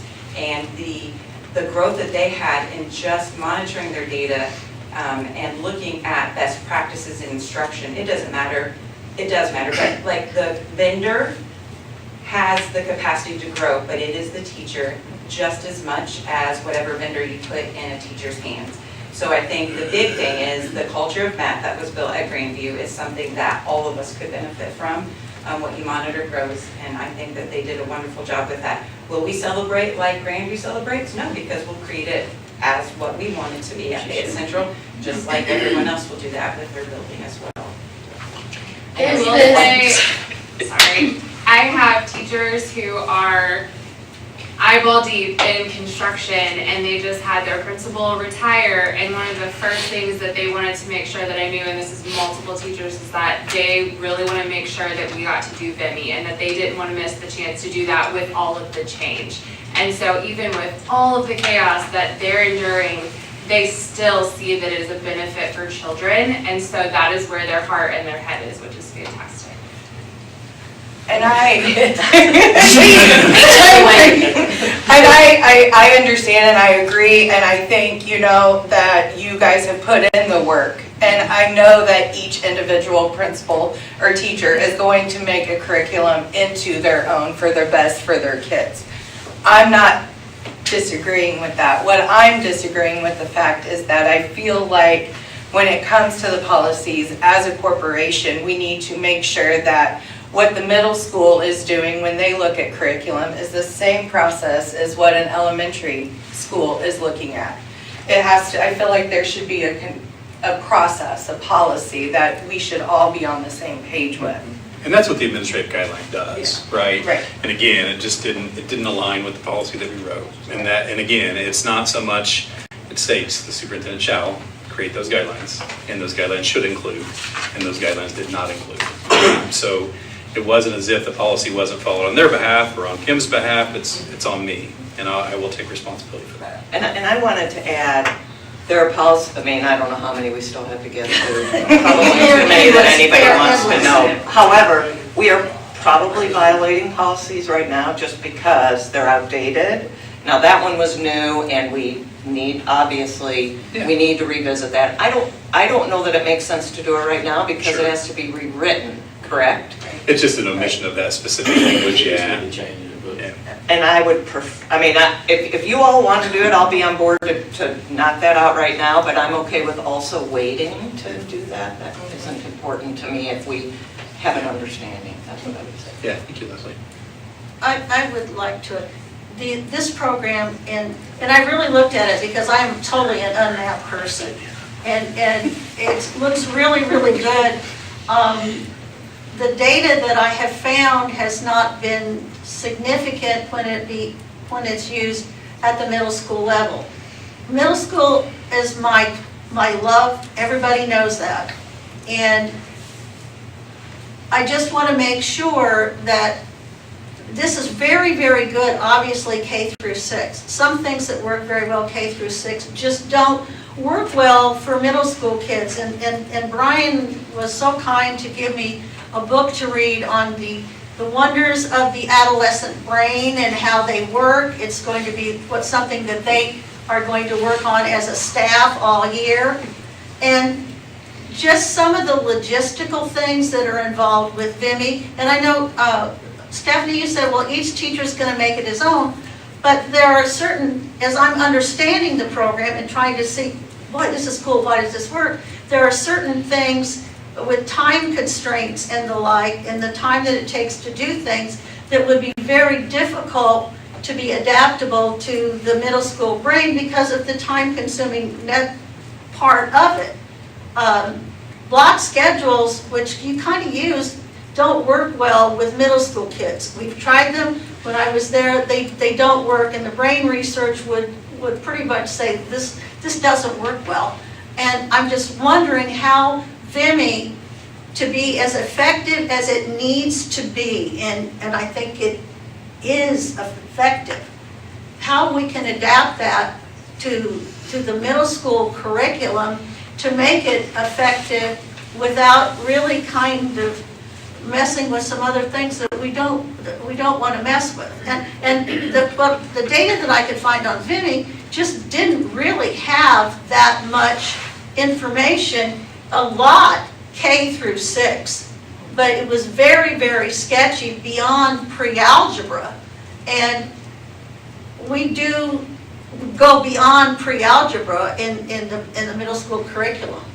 So it's just sort of those kinds of questions that have come up, and without any substantive kinds of things with our policy being followed, I just have these questions. And again, it's just how I think. And nothing, Grandview did a fantastic job. They did a fantastic job. Brian, is that a concern that your staff has, that they I've can't not do? heard that voice. I mean, because at this point, you know, if you feel like your staff isn't ready to move, and you feel like what we're currently doing, I mean, we chose to include the middle school because for the last 4 years, we have had a significant decline in achievement in math, to the point where we are in the teens. Yes. So, and it's not because those teachers aren't fabulous teachers or they're not working their butts off. No. But at some point, you have to stop and say, what we're doing is not working. Oh, I agree. Because then, when you have those middle schoolers who are taking pre-algebra, if we're not building that foundation for them, then they're not successful in algebra. Then that means graduation, that means no upper level math, and it's just a domino effect. So I am willing to say, if that is a concern of Brian, and Brian feels like his team is not ready to move, I know Jeremy and I would be like, hey, Absolutely. let's do K-6 and let's wait a year for middle school. Because I believe in Vinny that much that I'm willing to take a step back if that is a concern of Brian and his team. I think that's fair, that's compromise. Two things before anybody talks. I thought I was gonna have to gavel it. I was about to say, can I borrow that? First, this says school year 25-26, so it's for a year, correct? Well, when you adopt a curriculum, it used to be a 6-year adoption cycle, right? That 6-year adoption cycle is gone. Most publishers ask you to sign multi-year contracts. That just is the way they work, You get a right? Because you get a discount that way. But I will tell you, nothing's forever, right? And so you get into this, and Brian and the team say this isn't working. Could you reverse course? Absolutely. I hesitate to say that it's a 1-year pilot district-wide, only because, to Kim's point earlier, I think if we're in, we need to be in. And our teachers need to know that, like, that we're in and we support this is what we're behind, we feel like it's the best thing for kids. But nothing's forever, certainly, especially since the 6-year adoption cycle has gone away. Yeah. Because I know what she did say, she didn't know, we don't know if it's the teachers or the students or what the progress is from. So for a year trial for all of these classrooms, and then look and see how things are at the end of that year, and go from there on if every school thinks it's okay for their students and their teachers. Yeah, for sure. Getting that. Yeah. I think Jeremy, please go I ahead. think one thing too, when you look at implementing new curriculum, typically there's an implementation drop, which is why I was hesitant when I spoke at the January board meeting about the data, because it's not typical to come off with the data that they have when you implement a new program, because teachers have to learn it, they have to understand how to teach it, they have to understand and kind of look at student errors. After you've taught something, the next time you teach it, you're like, oh, they're not gonna get this, so I'm gonna do it this way. So I think you have to be careful about saying 1 year and out, because it is common to have an implementation dip. However, Grandview did not have that, which is why we are, as an administrative team, are so excited about the potential of getting VME K-6, because we didn't see that implementation dip, and that some of our most at-risk students that are responding to this curriculum. But we can absolutely bring you data in the month of November, in the month of January, in the month of whatever, and we can continue to evaluate the effectiveness of the program, which is what we should be doing all the time anyway.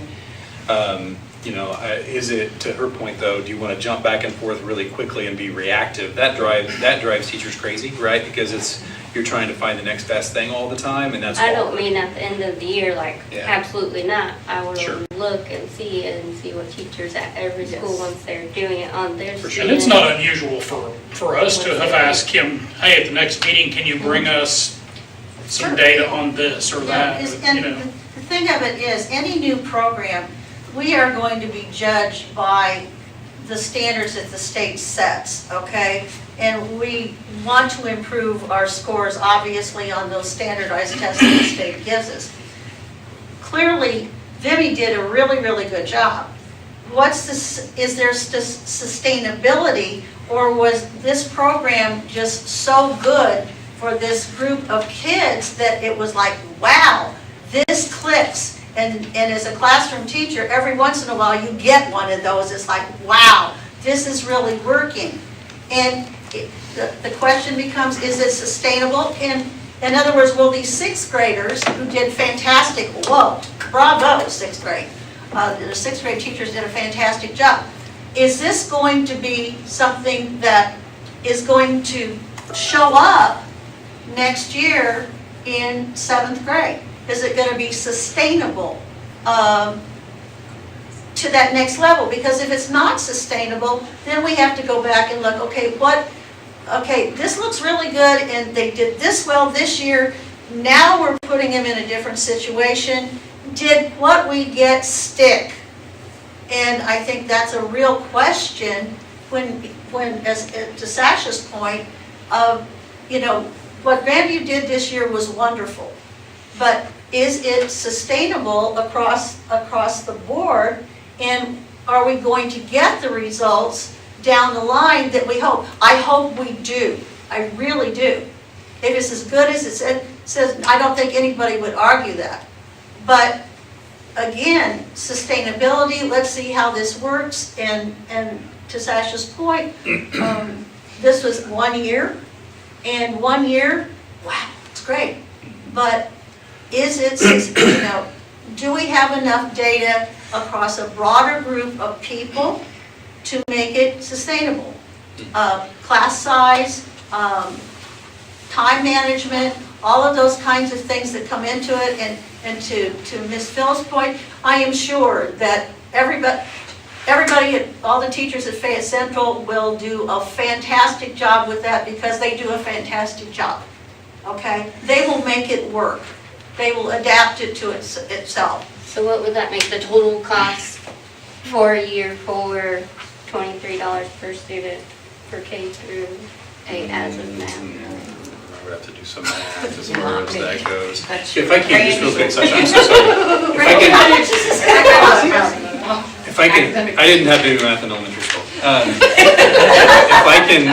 If I can speak to Ann's question, and as far as the sustainability, I can't answer that for us because we've not been there, right? I can't say that. But I will say, like, East Central Indiana, as far as school corporations, 3 of the top 4, as far as mathematics achievement in grades 3 through 8, use Vimy. And so, including 4 of the top 10. Well, not all of those, obviously, they'll use different programs, but like 3 of the top 4, that's pretty, that tells me this, and those are districts that have used it for quite some time. Those are not districts that jumped in last year. It's Liberty Perry, Shenandoah, Monroe Central are 3 of those top 4. And so, but they have used it, and they've used it for several years, is my understanding, each of those districts. So, again, I can't speak to our longevity, how that's going to look, because I just don't know. Okay. But I'm hopeful that we follow the same. Well, and I think that's the hope of everybody. Clearly, we have problems with our math scores. I mean, this is not rocket science, and if this helps to take care of it, then so be it. Yeah, and as far as the price, it is significantly cheaper. It's about half the price of what we're doing right now, and so there are some costs that aren't necessarily associated with that because you do have some printing of materials. Right, that's supposed to happen, which is more of an indirect cost of the program, but $23 a student is what that number is. So, do you have other questions, Sasha, before we leave? I'll come back to the math a little bit. I'm going to look at it 2 different ways. The overall cost is about $45,000 ballpark, but the reality is the state gives us approximately $150 per student for curriculum. So $23 out of $150, which is lower than $50 out of $150. is what we're looking about at reimbursement wise from the state. But I thought we were losing money there too, anyway. As far as strictly reimbursement, Yeah. no, they placed it as part of our education fund formula. And so unless you silo that and make that separate, it's essentially getting caught in the mix with all of your education fund dollars. I would like to bring something up. I really appreciate the comments by Eric and Dustin about the policy, and that makes total sense, and I think we need to work on that, because that's our purview. Policy and hiring the superintendent. And I appreciate Sasha's question about the money, because we approve the expenditures for the district, so that makes sense. But we do not run the schools. We don't decide day to day. That's what these great folks do every day. That's what we trust our superintendent to do. So I get a little uncomfortable when we all start digging into research because we're going to determine if that's really fitting for middle school. That's, I appreciate your comment, Kim. I'm glad you asked Brian, and Brian was able to say he hasn't had any concerns. I think that we have to watch our lane. Policy, absolutely. Overseeing the business of the district, which is finances, absolutely. But we do not run the schools. We do not decide the curriculum. The administrators do, and then they bring that to the superintendent, and then we vote on it. But we have a tendency to get caught up in the weeds about individual things going on in each building, and then that ends up looking as though we have an interest in helping make those decisions, and that's not our job. So I just want to speak to the fact that I think we do need to look at the policy and revamp that. Absolutely. Agree. Which we are supposed to look at data too. And Absolutely, we look at data, but we do not run the day-to-day. We can get in the weeds with all kinds of things. And we have to approve. That's right, but that doesn't mean we do all the work. And what it to sends a ask message, for the info. I think it sends a message to our superintendent and to our teachers or our principals that we don't trust the work they're doing. When we step up and say, oh wait, I don't think that this is, except that if you know the definition of trust, it's firm belief in the reliability, truth, ability, or strength of someone or something. So if I believe in the truth that these administrators are telling me, the truth for them in their buildings, the truth from Jeremy about this is a proven program, I'd like to go with it, then trusting that process, that's our job, not to question what the superintendent does. To me, it's about responsibility. I've never questioned a group of 7 to vote what's going to help these children, or maybe not, like, is this going to waste our time? We all have to vote for a reason, and we have a responsibility to Fayette County. And It's then not I would about just not ask, trusting just Jeremy like or not the trusting curriculum, him. It's did anybody getting all the research? heads together and thinking. But did you or anybody else research the classes that Kim brought forth? For the high school? Yeah. Did anybody question those? Did anybody research those? I don't understand. Math. My argument's not really math. Yeah. Mine's purely Well, policy. in some of the That's it. emails, there were some arguments about the nuts and bolts of any math. You may not, I you didn't even didn't- have that conversation, I know But you if we did. can That's not- refer back to Yeah. those emails, it says, as a parent concern, these would maybe what I would have, but not as taking it from them doing that. My concern is from the policy standpoint. And that You is have totally policy in appropriate. places, and I feel like if we have policy in places, which is our lane, we need to be following them, so accountability and transparency always shines through. And I have no problem with that. I Yeah, think the for policy sure. is important. For sure. Um, And thank you for your perspective, Leslie. I appreciate that. And Jeremy, you're doing a fantastic job. You really are. We've had a lot of really serious problems to tackle, so any questions that we might have are certainly not about your abilities to lead us in good directions. I think that can get misconstrued, however, when you Well, are that's questioning there, the that's where you superintendent. To your Not brain, all of us. not Yeah, ours. not ours. That's not what it is. I appreciate all of that. I will say it's again, the policy states, the superintendent creates the administrative guidelines, which essentially say, this is how we choose curriculum. And so, we have followed those administrative guidelines as they're written. The policy doesn't point correctly towards that, which we can fix, but we follow that administrative guideline. And that is my purview as a superintendent. And I feel like we've done that better than I've done that in any process before. And so I would say we can fix the policy down the road. To Leslie's point, I don't think it has to happen this evening. But I do bring before you a recommendation to approve the program because I believe in it, and I believe the people that have worked hard to put it before you, and I believe it's the best thing for kids. And so that's where I'm at, and if we feel like that's not something we want to move forward, and that's okay. But I do think that sends a message to the people that have done hard work in the classroom and in our buildings to vet the program. And I think that's dangerous. And so that's my only caution to you, because they've worked really hard to do that. Again, we can fix the policy piece and the administrative guideline piece later, or we can do it now. But this is my recommendation to you as your superintendent, that we adopt this program as presented. And I just want to say, I agree. I think the policy needs to be changed. I didn't realize that the administrative guidelines weren't in line with the policy. I'll sit on that committee. I did read them. But I don't want that to be the reason we don't do what's best for kids. Like, that's something that we as a board have to figure out and manage. But don't let that be the reason that you don't do what's best for kids. That's all I ask. Because we can fix policy.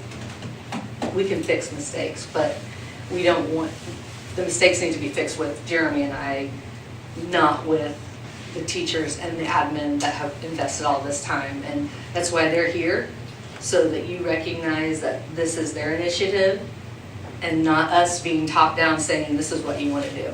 And if Brian wants to forego not doing it at middle school because he has a problem, I am very comfortable with taking middle school out, but I want it to be his decision, not mine. 100%. All right, any other discussion? All right, I would like to, I'd like to hear what the next thoughts are. I'll make a motion to add it. Yeah, I was gonna. There you go, we have a motion and a second. I'll second it. Chris, second. All those in favor? For the year? For a year. It's a 3-year contract because you get a price cut. But if we get into it a year, we don't like it, it's just like any other program, we have the opportunity to not go back with that. But we want to be I want to caution us about doing that, because you can't just keep throwing the baby out with bathwater, or you never know what results you're getting. So change in any kind of research base, it takes 3 to 5 years to see change, because you want to make systematic change so it's small and it's steady. So while we have the option to get out in a year, I would hope that we would at least give it a couple of years. And that's why Jeremy and I chose 3, because within 3 years, you should see that needle starting to change. And that's why we gave the middle school several years, because they did have COVID. They did have changes. They are middle schoolers. I taught middle school. They are their own beast. I get it. But at some point, like I said, you have to be reflective on that. So we are asking for the approval of ME Math. It will be a 3-year contract with the option to remove after a year. But Which we can do with anything, anytime. Exactly. Exactly, yeah, that's a contract. But I just want to caution you that you got to be careful of not throw the baby out the bathwater, because it does, teachers, the worst, if you're an educator, the thing they hate the most is change it, because they'll say, well, it'll be here today and it'll be gone tomorrow and something will replace it. And then if you've been in education as long as I have, things start to come back around. Mm-hmm. So you got to be careful that you don't just pull the rug out from underneath of them. But we have the option after a year if we are just miserable to get out. Sorry. So we have a motion, we have a second. All those in favor? All those in favor? Opposed? I'm sorry, who opposed? Because I have 5. Dan was the opposition.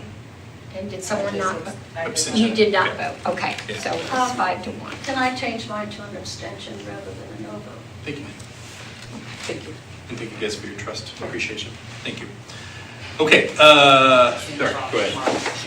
You go ahead. Approval of overnight out-of-state trip request, Mr. Yes, Duncan. okay, so you know I've been bringing these to you. We have a few on here. We did add one because we had our golf team who won our sectional, and so they have to stay the night. They're going to go play a practice round and then stay the night and then have their tournament. I think it's this week, right? Wednesday, Thursday?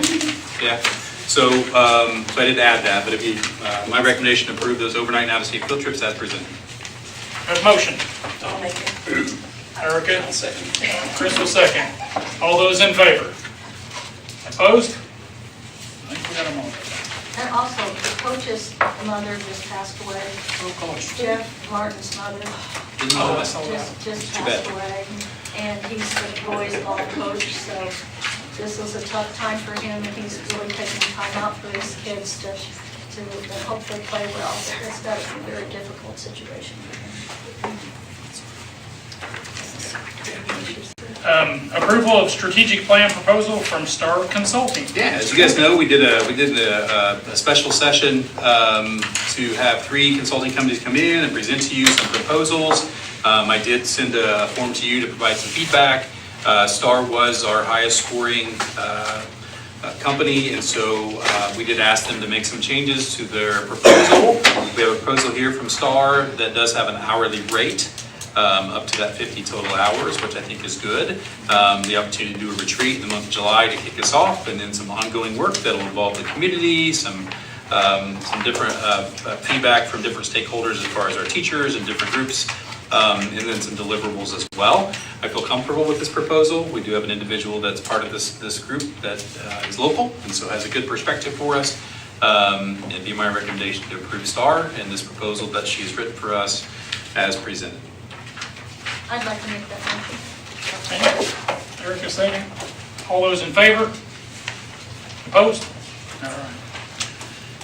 School board policy, second reading and approval of updated policies, A175 whistleblower protection, A, what? I'm just laughing. I don't know if I want to do this or not. 285 notice. Don't really look at it.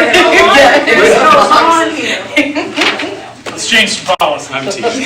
C200 anti-bullying, E100 adoption of curricular materials, E150 programs for high ability students, F175 collection and forgiveness of debt, bad debt, F225 fundraising and crowdfunding, G175 chemical management and preparedness for toxic hazard, and G225 vehicle idling. Mr. Dunn. Yeah, thank you so much. These are coming for second reading. You've seen these all before. These came to you the last month. You see A117 is whistleblower protection. Essentially, if something's going wrong, it provides protections for those people that would essentially report something that is immoral or against the law, essentially. A285 is that no distracted, is that what in here? Oh yeah, no distracted driving policy. That's the policy that essentially says, here's what we expect of our people. It actually says, here's what we expect of our students as well. And so it gives the opportunity for our high school staff to discipline students if they fail to do this well. It's for the safety of our kids, of course. Also for our bus drivers and our students that are on our buses. Anti-bullying policy, obviously policy required by law, C200, that outlines the definition of bullying. There were some new statutory requirements that are included in that policy as well. Let's see, E150, is that right? Yeah, The next one? programs for high ability students. Okay, we had adoption of curriculum materials on there because we had talked about the possibility of making that change, but we're going to strike that one, 100. Yeah, we're not making that change this evening. Programs for high ability students is very blanket. Basically says we have a high abilities program for our students K through 12. Collection and forgiveness of debt, bad debt is required policy by the State Board of Accounts, F175. We don't collect as much debt as we used to because we don't have any more TCR accounts. Technical curriculum accounts are gone for our students. And so really when we talk about debt for students, we're talking about cafeteria accounts is what we're talking about. We do not withhold food from students in those occasions. We do not give alternate meals to students in those occasions. But we obviously want kids to pay for their bills. And so we have to have a process for making that happen. F225 is fundraising and crowdfunding. We talked a little bit about that the last time. in regards to fundraising and crowdfunding campaigns and how we govern those. Chemical management and preparedness for toxic hazard, G175 is a required policy. So we have somebody that's in charge of those things in our school corporation. Talks about the storage of those things. That might answer your question, Mr. Harris, in regards to the Eastview edition. I don't know. G225, vehicle idling. That this is in statute and required. Essentially spells out when you can idle your vehicle outside of our buildings and when you cannot, in terms of the temperatures in which that's allowable and the temperatures when it's not allowable. But that's all spelled out, and that is, again, in statute for us. So it'd be my recommendation to approve all of those policies as presented with a lot of trust in CCHA and our committee that we will not have any. By the way, if I can say this, there will be times that we look at policy. Jeremy's pretty new, that may not align with the process, right? And we're doing our very best to say, Kim, is this our process? You know, Randy, is this our process? But I appreciate your grace and understanding that we won't always get it right? And so thank you for that. But And we're giving out no tickets for anybody on Grand Avenue or on Country Club Road for vehicle idling when they are waiting in line to pick up their children. yeah, we're gonna try to fix those issues too, but those are tough ones to fix when you're landlocked. My recommendation to approve the second reading of those policies as presented. All right, I see a motion. I'll make that motion. Leslie, do we have a second? Dustin, all those in favor? Opposed? Everybody? Discussion items, approval of elementary CMS, CHS, WCC handbook, student code of conduct, bus regulations, and ridership guidelines. Sorry. Thank you.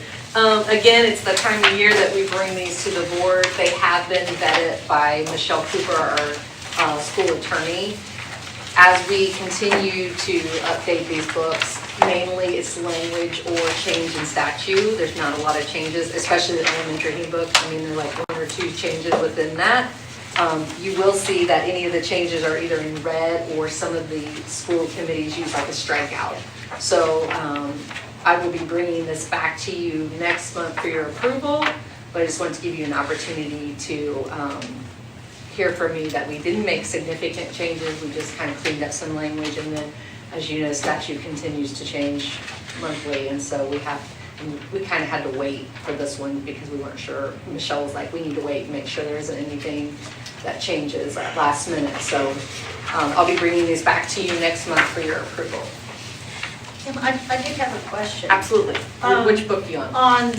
On this, on honor roll, okay? Okay, are you in middle school? I'm in middle school, and I'm assuming in high school too, that it says letter grade A+, GPA 4.0. At one point in time, an A+ was counted as a 4.3 rather than a 4.0.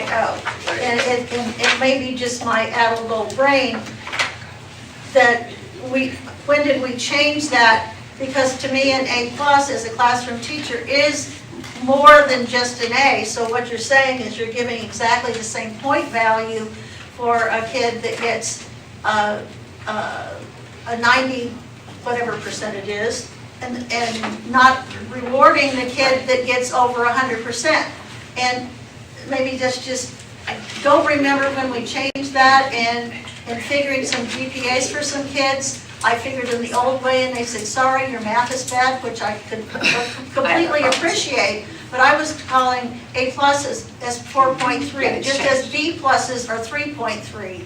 And I just noticed that change, and I guess I was just curious as... Yeah, and this is a conversation that we've been having for the last several months with high school, and you can see that they're eager to answer this, because I'm looking at Kim. Do you know exactly when it was changed? I think that was changed in either 2016 or 2017. It has been quite a while. And part of when it was changed was with the advent of the dual credit classes, and they added in a 0.3 weighting for the dual credit classes and for some of the honors classes that aren't quite dual credit but are still considered towards that path. Yeah. So it's been that way for a good while.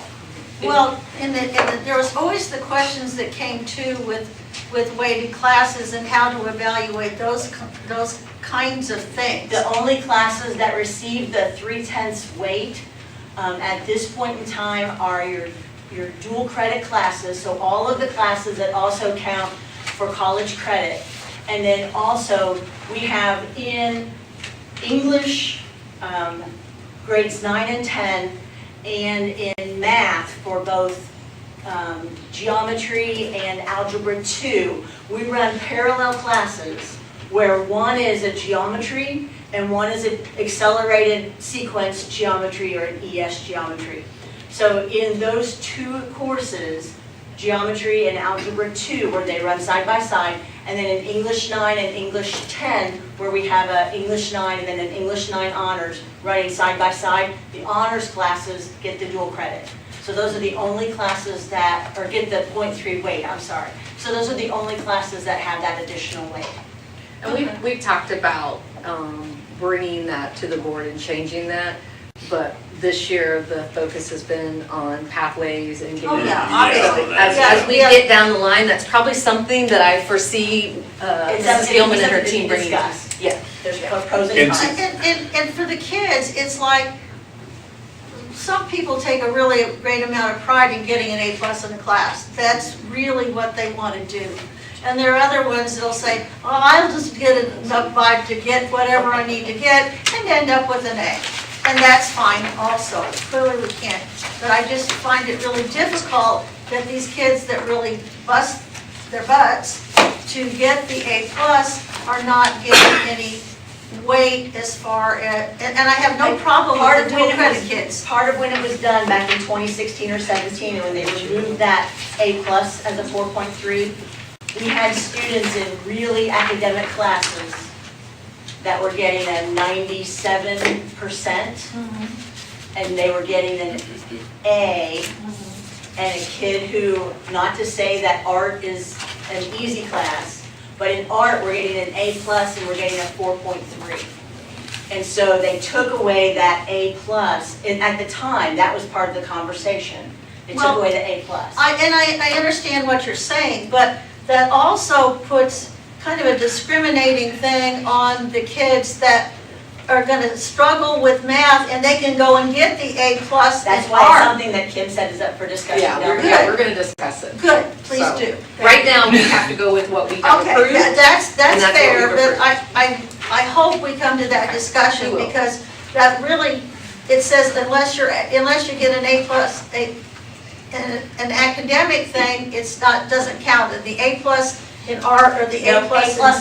No A+ counts as No. an extra weight. The No. thing is they get a bonus, whether it's an A, a B, or a C, they get a 3/10 of a point bonus when they're in a dual credit class. Okay. It's not that an A+ is weighted, it's that an A or a B or a C gets. Okay. It's the course. It's the, yeah, and I get that. But And I would say kudos to thanks, Kim.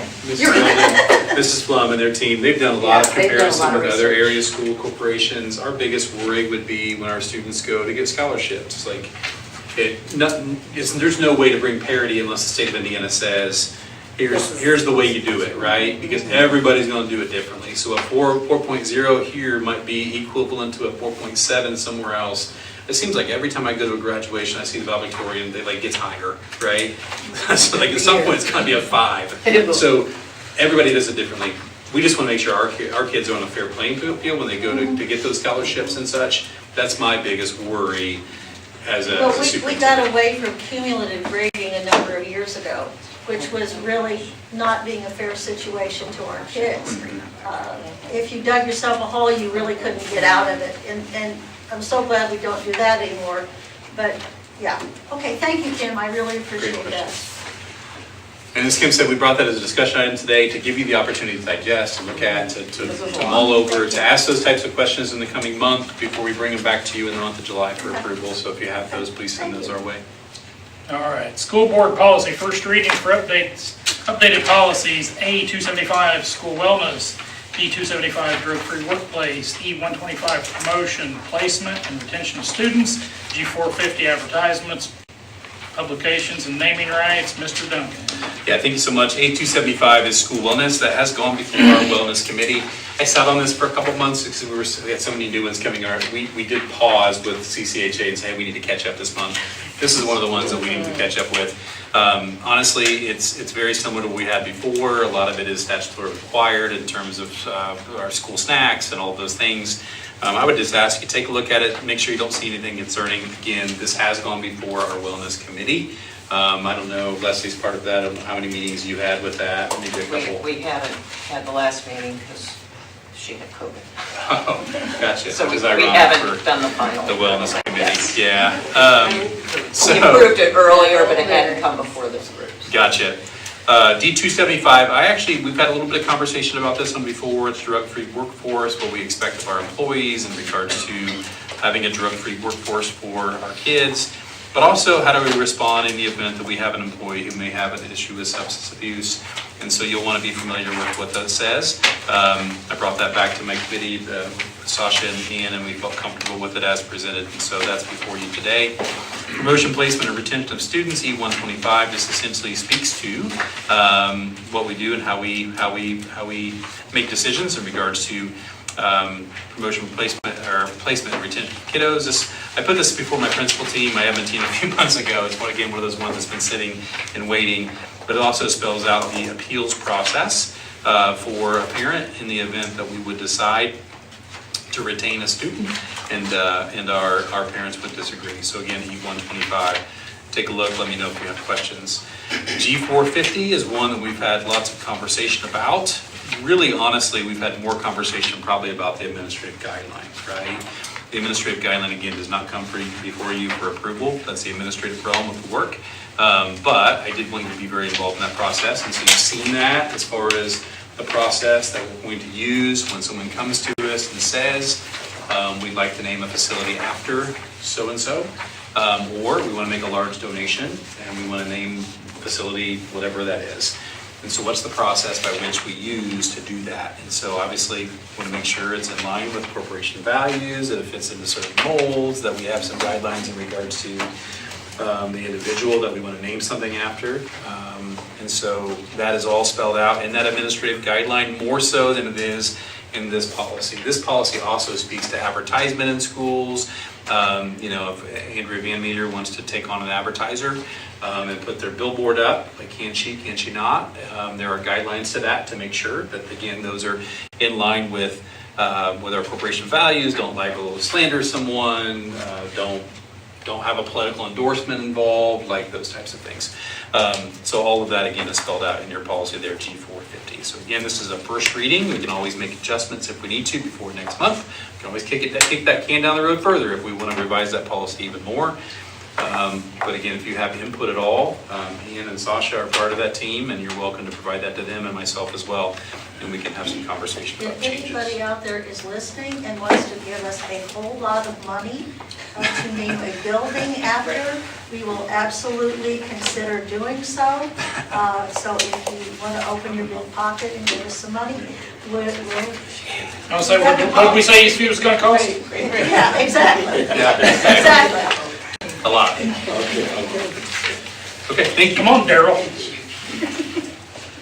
You don't get raises. All right, persons wishing to make the board aware of suggestions, ideas, and/or comments may address the board at this time. Comments which involve personnel or students must be discussed in private. It looks quiet, so we will move on. Report items, ISBA report. Well, we have a new member on our board of the ISBA nominating committee, right? I hoped it wasn't the award one. Erica applied to be on a state committee and she got accepted, so very exciting. I'm glad somebody else is working with ISBA on that level. That is pretty exciting.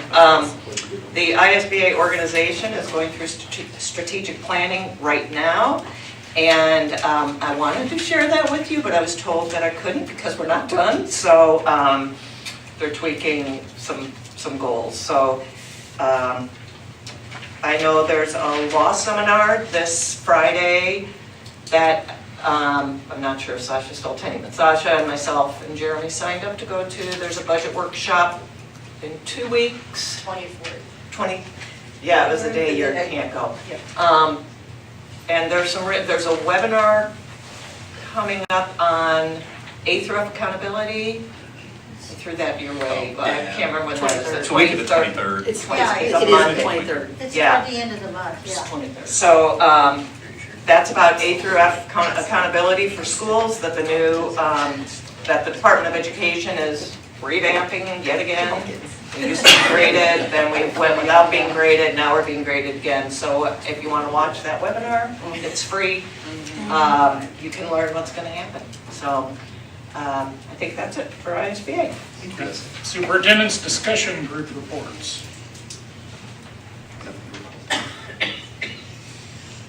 All quiet. Principals, directors reports. You want an update on summer school? We have 113 second and third graders, and we will take our iRead the 23rd as well. So Director of Operations report. You have a fund summary report in front of you. Couple things, I mean, the general fund, or the education fund, operations fund, still in good condition. One I want to make note of because we see it running through our books. If you flip the page over to the very bottom, we have a total cash balance of $31 million.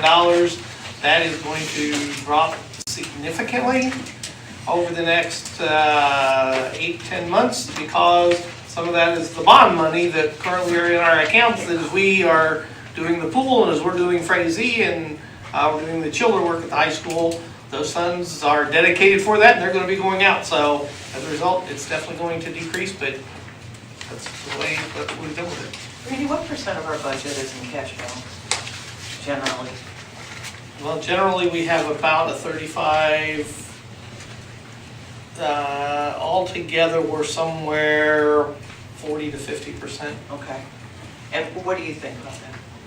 I mean, I've heard that you want to have at least 35%, but I just didn't know what your opinion was. My opinion is it ought to be closer to 20%. Okay. And you also don't go from where we are to 20% because then you've got a death spiral going on. You have to do it.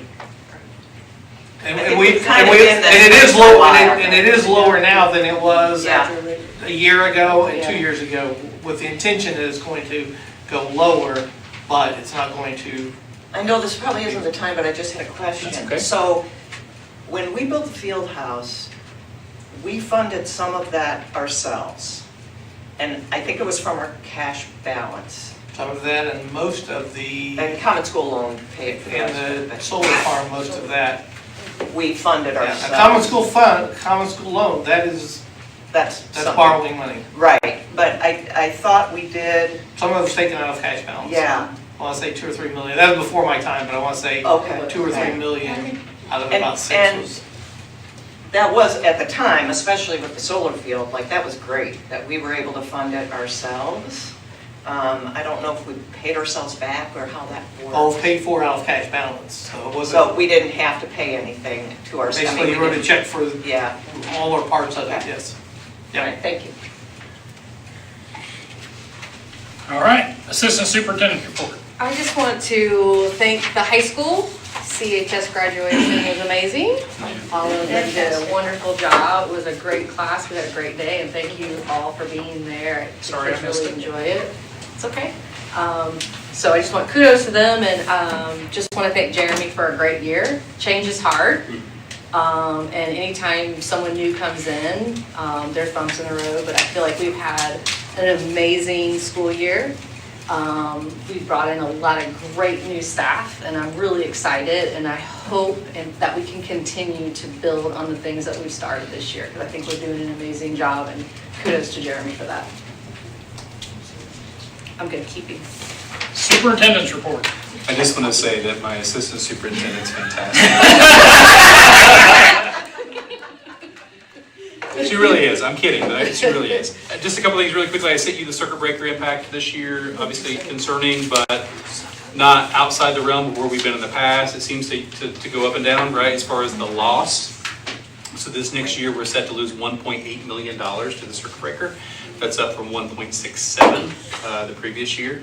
which was down from 1.73 the year before, right? So we keep going up and down, but the general trend is that we lose more the next year than we had the previous two, right? So again, comes from operations, right? We know that shortfall is coming as well because of the property tax relief. Randy says, I'm out, I don't have to worry about it, Andy's gonna have to take that on when he... Got it? Okay, all right. Do want to give kudos to Rachel and our staff, or as far as Chartwells, for their work. We distributed 3,638 sack lunches last week. That's insane. If I think about that, just preparing that, let alone distributing that.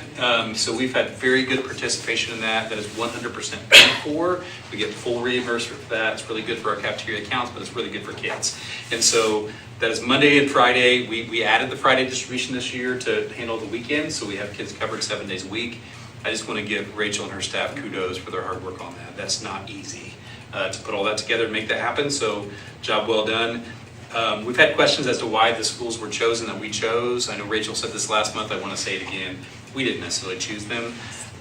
They tell us kind of where we should be and where we should distribute. We don't necessarily get that choice. We try to work our way to where we want to be, but we do it at every building if we could. I do want to give kudos to our administrative team for some attendance growth this year. I know Damon's in the room, did was a big part of this. Unexcused absences this year down 0.99%. Overall attendance rate up 1.09%. Chronic absenteeism and habitual truancy are two things that statute now says we have to follow. Just so you know, chronic absenteeism are those kids that miss 10 or more percent of the school year. Habitual truancy are those kids that miss 10 or more days without a phone call, essentially, right? They're unexcused. But that chronic absenteeism was down 4.73%. That's pretty significant. And then habitual truancy is down 2.63%.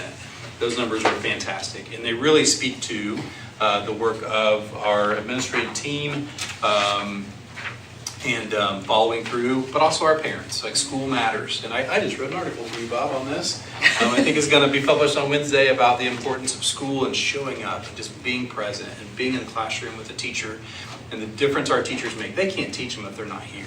And so just want to continue to stress that. We don't want parents in trouble with the law for not sending their kids to school, but they got to send them. We need them to be in our classrooms.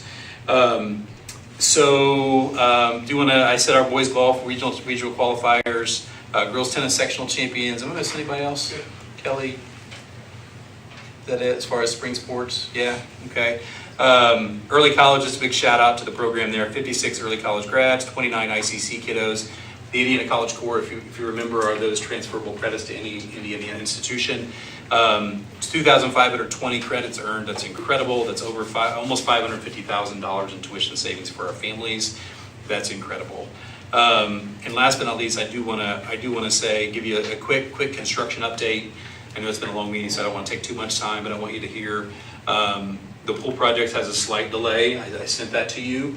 Out of our control. There was a oopsie with someone that didn't do a site measurement that was supposed to, right?